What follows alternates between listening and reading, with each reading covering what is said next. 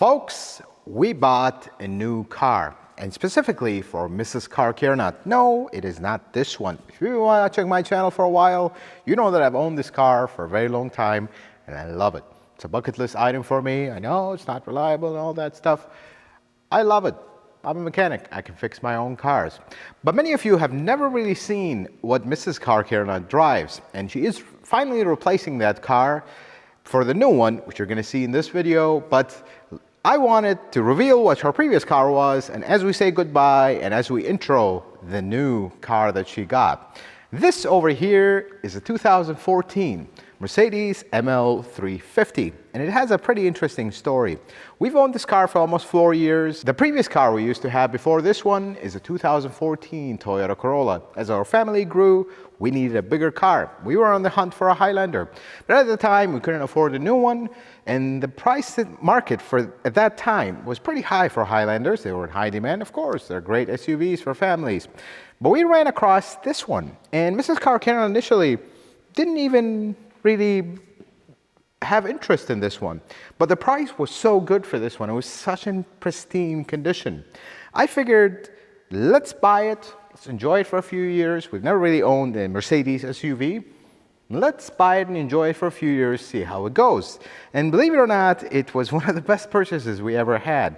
And there's a part of me that's still having a hard time letting her go, because there's a lot of memories in this car. We took in a lot of road trips, a lot of family time in this car. It was great. Many of you will say Mercedes unreliable and all this jazz, but you know what? This car has really been great to us. Other than brakes, tires, very minor 20-minute fix oil leak, and I think a recall or two and some fluid maintenance.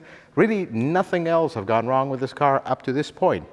And the reason we're getting rid of her is it's time. Market is high. We paid very low for this car when we bought it. We're basically selling it for almost the same price as we got it for. And additionally to that, we actually secured a car that we love, and it is new, and we're really falling in love with that one, but we'll get to that in a second. Let's check out this car on the inside, because I just have to say a proper goodbye to this car. First thing is, I really love German cars and how their doors feel. They just feel substantial. The other thing is, when you open it, you get on the floor, a little Mercedes logo, a little light at the bottom of the door. I really like that. It's a cool car. I'm having a hard time letting go of this one. But the interior in these cars really hold up pretty well. This is not really a proper leather interior. It's just a leatherette, very easy to clean, really no maintenance at all, just other than regular cleaning. And the interior is kind of the classic Mercedes interior, nothing really fancy or over the top, but it's very comfortable, very quiet, drives very well, and have served us really, really well. And since my kids are also car care nuts, they really take care of the back. I've kept things pretty nice and clean and tidy. And, you know, the typical, we all have kids, they make messes, but my kids have been really good. So shout out to them too, because we do everything for them. But at the same time that we are moving away from this car, and as tough as this is for me, I'm actually moving away from this one as well.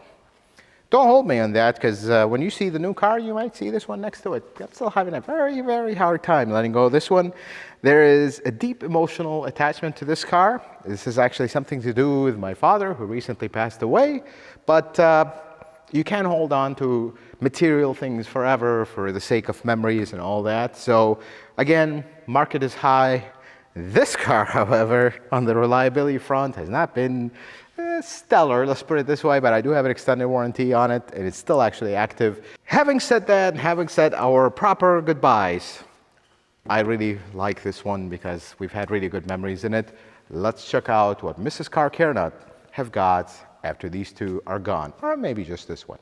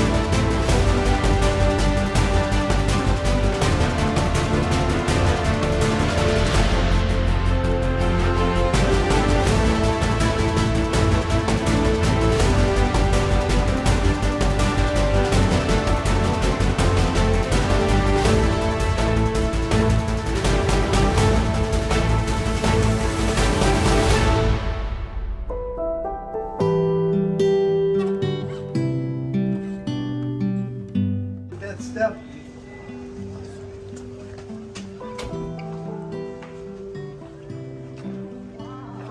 And Marcella, I dressed it up for you too. Oh no! It's the first time all the hammers slid down. That's a good sign. Oh my goodness. Wow. That is so funny. It looks so beautiful from the front, right? Yes. Absolutely gorgeous. Oh, I can't believe.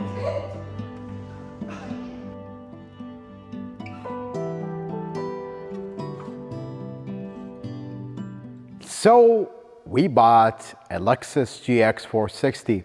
I am so happy and blessed that we ended up buying this car. This is our first new Lexus, and it is the most expensive car we've ever bought, so I'm really nervous about those payments, but God bless, we'll be okay, I hope. So why did we pick up the Lexus GX, which by the way is a 2023 model, which we got really lucky. I want to give you some value in this video, not just show you the car and everything. So let me share with you two important things. One, why did we choose this car? Maybe this will help you narrow down your choice and kind of understand what our thought process was. And the second thing is, how did we find a 2023 model at MSRP? The first thing is, you need to understand one thing about the current market. There are cars coming in, but there's very few. And there are, for some reason, a lot of people are wanting to buy cars now. They've been holding off, and now everybody wants to buy a car. So Toyota and Lexus, they don't really have special orders per se. They are allocating cars to their dealerships. You go to a dealership, you tell them I want this car with ABC options. They will put you on a list and they will see what they have allocated. The closest thing to it, that becomes yours. So when we were looking for this car, we visited our local dealership and they only had a white one that is a base model. I didn't really want the base model. I'll tell you why when we talk about why we chose this car. So we went to another dealership. By chance, they happened to have one coming in. They told us it was a luxury model, caviar with Roja red interior. Initially, the interior was a problem. We were about to walk, but then we saw another GX there that was a used car with the Roja red interior. It's actually nice. It is not like flashy red in your face, so that was not a deal breaker. We really like the caviar color. We usually like our cars white, easier to keep clean, easier to see at night, but this car looks really good in a darker color, so we ended up going with it. I pushed them hard on the MSRP. I'm like, I'm not wasting your time. Don't waste mine. I'm not paying a penny over MSRP. Not going to ask you for below MSRP. I understand the times we live in. I'm a reasonable man. But I am not paying a penny over MSRP. And basically, that was the conversation. If you don't sell me at MSRP, I'm out of here. We're done. I know you might want to sell it higher or whatnot, but I am not doing business with you if you don't sell it at MSRP. They agreed, and that was that. But how did we arrive? Why did we pick the GX? Some people call this a dinosaur. One of those people is Mrs. Car Carnot. In a good way, not in a bad way. Don't mistake that. This is a car that virtually has not changed since this generation came out. Nothing has changed in this truck. They changed the inside a little bit, added a few things, different headlight, different grille, but mechanically it's been exactly the same. And it is so good. That's the better word. We put a list of things that we wanted in our next car. We wanted a car that was a little bit more powerful than our previous one. The ML350 had good power, but it lacked the torque sometimes. We wanted a car that had a little bit more power. The second thing is we wanted a car with a third row seat. Our kids are growing up, they have friends, and we're always finding ourselves driving two cars when we go out with friends or families visiting or whatnot. So we wanted a car with a third row seat. We did not want a typical SUV. We wanted something that we love, something special. Because if you just buy a regular SUV, we're car care nuts. Look, Mrs. Car Care Nut is not into fixing cars and all that, but she is definitely a car care nut. She likes cars, and the cars are an interest in our lives. So we wanted something special, not just any other SUV with a third row and cloth seats and whatnot. The other thing is I wanted a power third row seat, because pulling the seats up and all that, if I'm there, it's not a problem. if Mrs. Carcano is there alone with the kids, that means she has to leave the kids unattended to put the, so I wanted a power third row seat. And yes, if it breaks down, I will fix it. It's not a problem. The other thing we wanted was a nice place to be. That's why we switched over to the Lexus. We were initially considering the 4Runner. The 4Runner does not have a third row seat, so we ended up going with the Lexus, which does have a third row seat, and it is the last one with a V8. Because the V6 and the 4Runner, a little bit on the underpowered side for what we wanted, but there was compromises here, plenty. And this is how you construct your list. What is a priority, what is a must, and what is a compromise? Now, I would love nothing more than this thing to get 30 miles to the gallon. That's not gonna happen. I think if you push this car, it will not get 30 miles to the gallon. So it is very hungry. I mean, we are averaging 11, 13 miles to the gallon. We don't drive a lot on a normal basis. We do take trips here and there, but normally we don't have a long commute. Mrs. Carcano comes to the shop, which is very close to my house. So we're not gonna be driving this a lot. The other thing that was a compromise, no electronic parking brake. Mrs. Carcano still has a hard time putting the parking brake on this because it is a pedal one. Wish it was not, but that was a compromise that we made. The other thing is, the mirrors don't fold. That is something important for us. We have a small garage. You guys remember when I used to film in it? That was a compromise. You can fold them, but you have to do it manually, not automatically. It's something, such an oversight by Lexus that I wish they just would have done it. The Roja Red interior was another one that almost broke this deal until we saw it. So if you go look at a Camry XSE, for example, that red, it is super flashy red. It's too much. We're getting a little older here. We don't want a flashy interior like that, but this is more like almost maroon, not really red. And when you look inside, it doesn't look, maybe on camera it looks like flashy red, but it's actually not. The biggest thing is with the sport package. I wanted a sport package. Look, we're never gonna off-road with this car. The end. Sorry, off-road crowds, we're not into off-roading. So I wanted a sport package because I think it looks really nice. I like the inserts, I like the kind of the different shape, but more importantly, with the sport package, which is beyond me why this is the case, you get the captain chairs, which I wanted. I think every family car should have captain chairs because your kids can easily go into the third row without having to fold this whole thing. It makes a third row a hassle more than it is a help. But this, they can just go in the middle and they're in the third row. The other thing is, this is semi-aniline. I really like this leather. It's super soft, super durable. It doesn't stain easily, but that is something we wanted. The other thing is, this has heated rear seats. So that's why I went with the luxury package. I really like this interior. Ever since they did the update to the center stack, I really like this interior. There are a few things that, this is a big truck and it's really into off-road and all that, but this interior is so sophisticated, I really like it. Not a huge screen that covers half the dash. I'm not into that. I actually like smaller screens. Real shifter, very small details. I love these lines that go across the interior. Heated seats, AC controls, everything needs to be out there. And yes, this has a CD player, which we'll never use, but you know what? That just comes with the package. You get an old school car, it's gonna have some old school features like that. Having said that, this GX now has almost 1,000 miles, right around 960 miles or so. Time for the brake and oil change. Let's put this thing on the lift, and I'll show you one more thing that we've done off camera. I had to do it quickly before the winter rolls on us because we're in Chicago and things don't wait. We undercoated the frame. I'm going to show you that. We'll talk about it a little bit.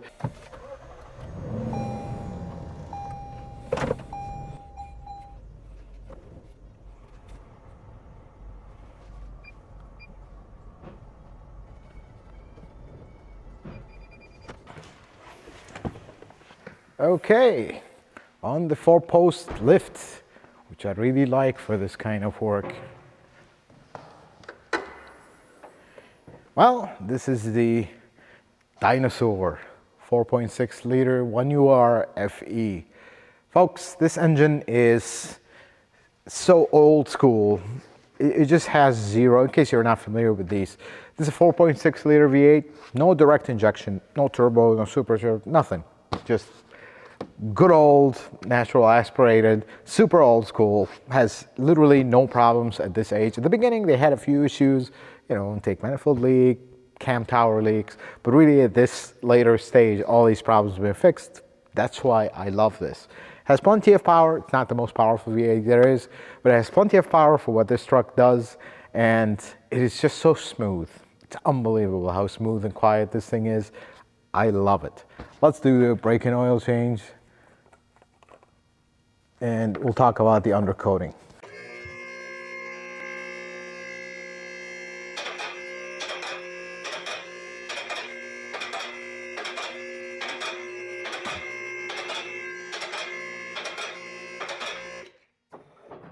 All right, let's do this oil change. And the GX has a lot that has to come off to do an oil change. First, remove this cover.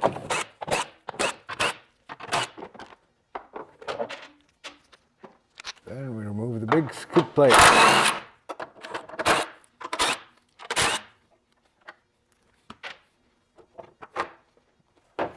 Well, there it goes. Here's your oil filter. This is a plastic housing A3 Toyota oil filter. By the way, this also has KDSS. Not that we will be off-roading with this, Mrs. Car Care Nut, I hope not, but it does have KDSS, which is, depends how you look at it, it is cool. Now the GX has this little door you can open and drain the oil. I'm gonna take the whole thing out. Just makes life easier. And this has like this little hook that hooks onto the frame. So when you remove this, it doesn't just come tumbling down. And let's drain the oil. The debate is large on the brake and oil changes. This is my car. What I do for my car, I recommend for you to do as well. So 1,000 miles, get an oil change done. You won't have issues with this car anytime in the future. Some people will say, yes, this oil looks brand new. Well, we're not replacing it because it's worn or dirty or contaminated. It's the break-in period. You're gonna have micro shavings from the engine manufacturing, and that's why we're doing it. We're not really doing it because it's dirty or you don't want it to be dirty at 1,000 miles. We're gonna let this drain. While it drains though, let's take a look at the frame. So after much deliberation, kind of research and debate, this is not fluid film. I ended up with a blaster product that doesn't smell as bad as fluid film, lasts a little longer. I'll leave the information for this. We basically just spray it on everything. This took a very long time. And a really good friend of mine did this for me. He has the tools, he has the sprayer, and he has the experience with this. But being that we are both car care nuts, this took hours. I'm dead serious, this took hours because we covered everything. We covered the exhaust completely, we covered the wheels. I only sprayed where I wanted to spray, nowhere else, because I don't like overspray. This is the problem that I see constantly with people that apply undercoating. They spray it everywhere. You'll see it on the transfer case, on the transmission, on the exhaust, everywhere where it doesn't need to be. We're only protecting the frame here. We're not protecting the body. The body doesn't need protection here. It's all painted and coated. The frame is what we're protecting. We sprayed the inside of the frame as much as possible. We sprayed the outside. You can see this is how it ends up looking like that shiny look. And folks, when it comes to undercoating, the sooner you do it, when the truck is new, the better. We also did the fuel tank protector here. It's half protector. This is not an off-road package. We did some parts of the brake lines.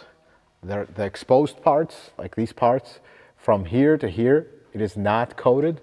This is the coating starts here. So this part usually rusts out. So we covered that up. This is the kind of material you want to apply, and then don't touch it again until you reapply it. Because there will be parts like this. Do you see how there's a different pattern between here and here? This gets washed off because this material washes off with water. This gets washed off. So these are the areas you want to keep an eye on and touch up. Now this is not washed off, but you see the difference appearance between this and this. And then when we come here at the rear end, you notice the difference between here and here.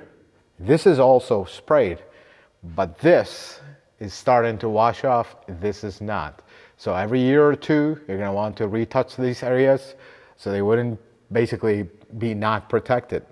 We went very heavy on this.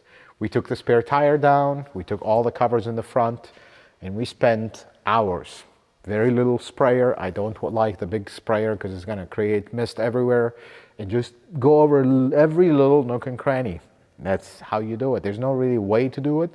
You're not spraying the body. You don't want to spray rotating stuff like drive shaft right here. You do not want to put undercoating there because all that's going to do is going to fling it everywhere. It's going to be on the exhaust, smoking and smelling, and it's just not good business. You don't want it on the wheels because it's going to look horrible. And then you don't want it on the brakes. Of course, any source of heat is not good for, because this stuff will burn off and it's going to create a horrible smell. But this is how the end result. This is still tacky and it will remain like that. Everywhere, you notice I just had some on my hand. If you touch it, it's going to come off and it's going to make a mess. That's unfortunately is the sacrifice with this, but you want it protected. You want it to look like brand new in 10 years. This is the only way to do it. There are other products. These are the ones I trust and I use because this is not too harsh. This is stuff that washes off, and that's why you want to reapply it every few years, every year or two. In my case, probably going to reapply it every year. Maybe next video I'll show you how this is done. Touch-ups will not take as long, but that's the undercoating of Toyota and Lexus trucks. Very, very important. All right, she's done draining. Let's replace the drain plug gasket here. All right, let's drain the oil filter. I like how this filter sits sideways, not straight up. Makes it much easier to drain. It's gonna be really hard to see it, but this filter would be loaded with all kinds of goodies. Flickering, shiny metal, flickery objects. We'll show you once we're done with this.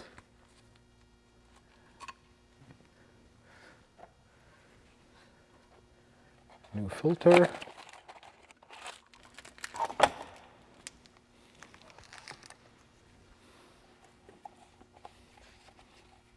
New O-ring. That takes some oil on the O-ring. Let's put it back. We just talked about this in another video. Do not over tighten these. Just almost run them down until they stop, and that's it. Let's put our covers back, which this is my personal preference. You can do it differently if you want. I did not spray these covers because I don't want to be covered in this undercoating stuff every time I do an oil change, do any service. These you can replace easily if they get rusty. The frame is what we're trying to protect. Can't replace the frame very easily now, can we?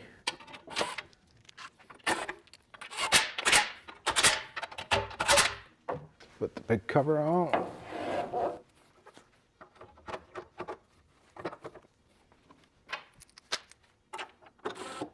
Whenever you're installing one of these covers, always start your bolts. Don't run them all the way down so you can line everything up. Once you get the last bolt, then tighten them all up.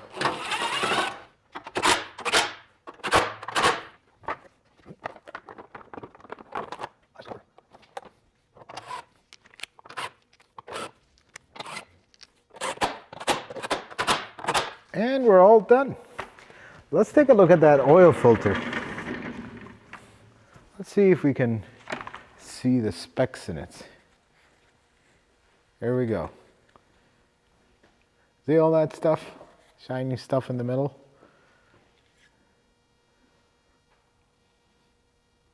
That's what we're trying to get out of this engine from the braking process. Let me find one there. Here we go. There's some in the corner right there. Shiny stuff. Folks, if you ever do an oil change on a new engine, you're gonna have shiny stuff in it. That is normal. There's more. That's actually a piece of cedar. That is completely normal on new engines. That's why you don't want to go too long on that oil, let alone 10,000 miles, which is never going to happen. This truck, I can guarantee it. 5,000 miles, basically the next service on this car is going to be tire rotation, oil change, general inspection, make sure everything's good. Is going to be around 5,000 miles, even though we're doing an oil change at 1,000 miles.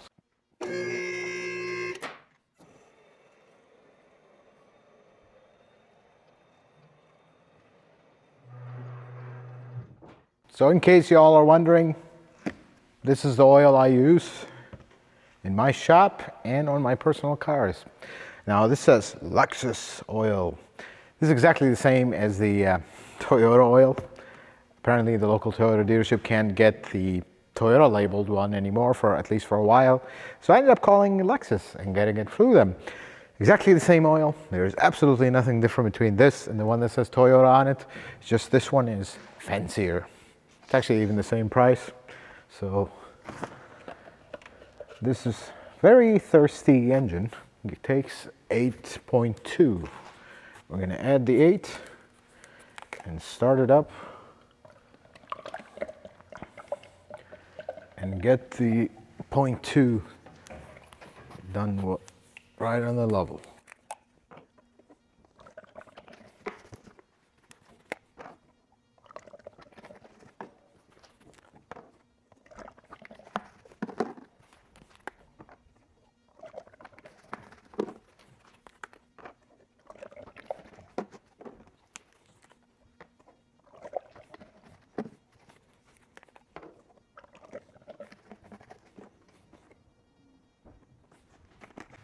So that was 8 quarts.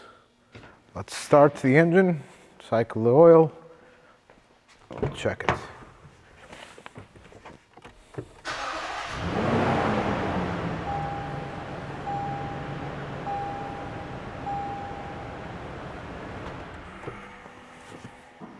Okay, let's check it. Okay, we're going to need to add that 0.2.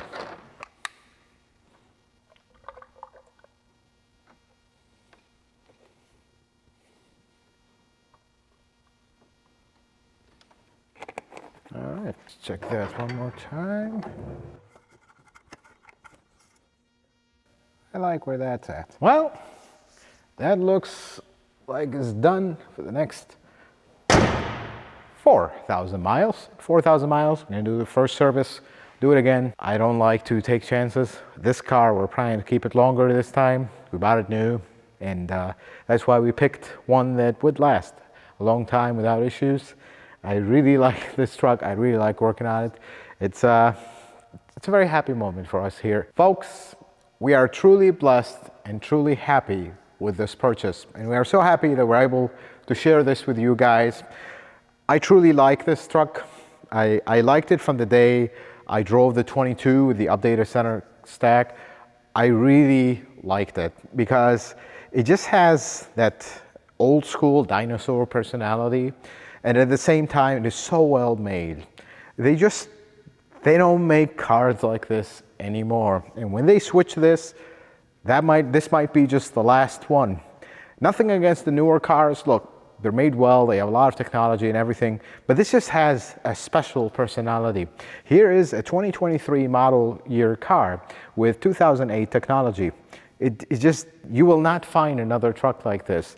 It drives very smooth, it's super comfortable, horrible on gas. The truth has to be said, but you know what? That is the one price you have to pay when you want to buy one of these. So if you commute a lot, this wouldn't work. This wouldn't have been possible if Mrs. Carnot's commute is not short. And folks, one more thing. At the beginning of the video, I told you I might have not been able to let go of my S-Class after these two are gone, or maybe just this one. But after much deliberation and after much thought, the S-Class is gone. So there was no point in keeping that car. I don't even drive it anymore. And as much as I liked it, and the reason I purchased it for was my dad was a little fascinated with these cars, I had to let it go. It was the right thing to do. I am not going to cling to a car that just, for memories, for whatever the case, I don't even drive. I don't like to do that. I'd rather lower my car payment here. So this class is gone. Basically, we are back to being a Toyota and Lexus family. I don't have any side projects or something like that. So pretty happy with that. Now I don't have to worry about my cars breaking down all the time. Thank you so much for watching the video. Thank you so much for all your love and support. We truly appreciate it. We are so happy that you could join us in this happy moment in our family's time. We bought this new truck. I hope to keep it for a long time. Really excited. We really like it. And thank you for watching the video. Thank you for watching the channel. Folks, if you like this video, consider giving it a thumbs up. If you're not a subscriber, consider subscribing to the channel. Check out some of my other videos. And until the next video, folks, may the Lord bless you and keep you. And you have yourself a wonderful day.